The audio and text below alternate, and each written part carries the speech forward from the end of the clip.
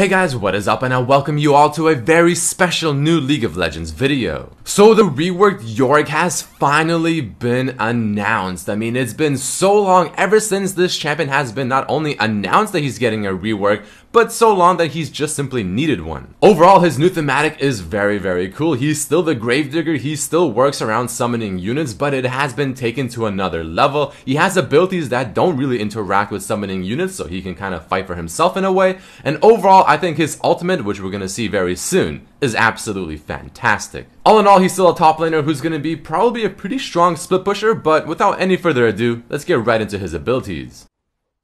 So his passive is what his whole kit will essentially revolve around. Yorick is able to have 4 Mistwalkers active at a time, which are now the name for his ghouls. If they go too far from Yorick, they will slowly decay, or if they go too far away from the Maiden of the Mist, which is his ultimate. Whenever enemy minions or neutral monsters die, they have a chance to spawn a grave, but when an enemy champion dies around Yorick, it will 100% spawn a grave. But I'm sure you're wondering what the hell these graves are even used for, so let's go right into his Q, which is what interacts with his passive even further. Alright, moving along to Yorick's Q. This is his main ability when it comes to interacting with his passive. First of all, his next basic auto attack will just simply deal bonus damage and also restore a bit of HP. If his Q were to kill a target, it will spawn a grave, and if there are at least 3 nearby graves and Yorick's Q last rites is on cooldown, then he can use the awakening portion of his Q and spawn Mistwakers from all the nearby graves. So this kind of makes it feel like, yeah, he kind of relies on being in a very specific area most of the time, again, to consistently keep spawning graves and to obviously be nearby them to actually use the second part of his Q to summon the ghouls. So very kind of split push oriented.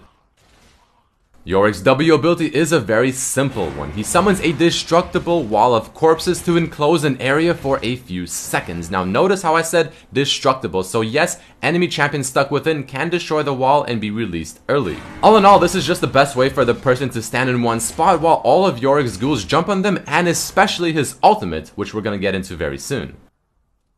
Moving along to Yorick's E ability, yet another somewhat simple one, especially in terms of animation, but very important to his overall kit and actually just getting to his target and dealing damage. It simply applies a mist in a cone in front of him that deals magic damage, applies a slow, and marks a target. Yorick and his Mistwalkers will get an extra movement speed bonus when heading towards the marked targets. Again, like you saw them leap, this overall just helps them get to the target much easier, especially when combined with his W.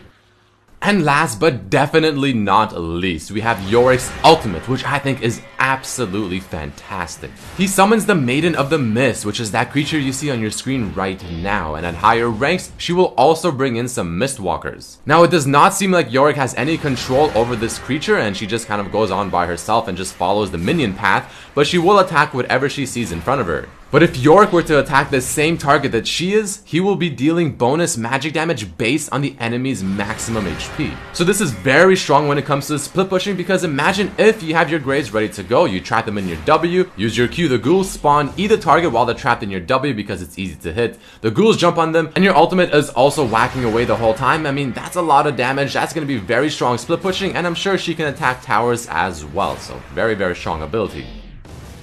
But either way, guys, that is about it for this video. I mean, there you have it. The new Yorick has finally been released and announced. We know all of the abilities, they look really cool, at least a lot better than the current Yorick. And I still feel like that ultimate is going to have an insane amount of pressure whenever this guy is split pushing, so obviously being played most likely as a top laner. But either way, guys, that is it for this video. If you did enjoy it and are excited for the Yorick update and the release, hit that like button to show some love. Thank you all so much for watching. I'll have some gameplay up from the PBE very soon, so stay tuned for that. See you soon. Peace.